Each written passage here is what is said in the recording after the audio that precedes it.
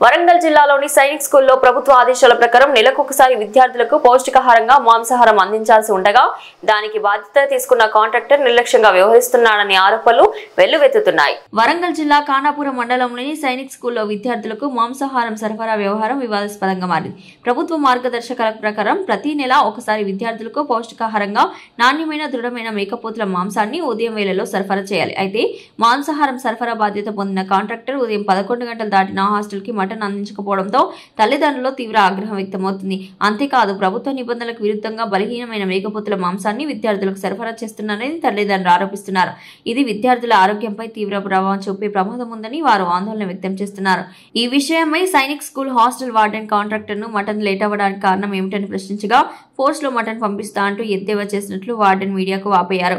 ఈ నిర్లక్ష్యంపై సంబంధిత అధికార శాఖ తక్షణమే జోక్యం చేసుకుని కఠిన చర్యలు తీసుకోవాలని తల్లిదండ్రులు డిమాండ్ చేస్తున్నారు.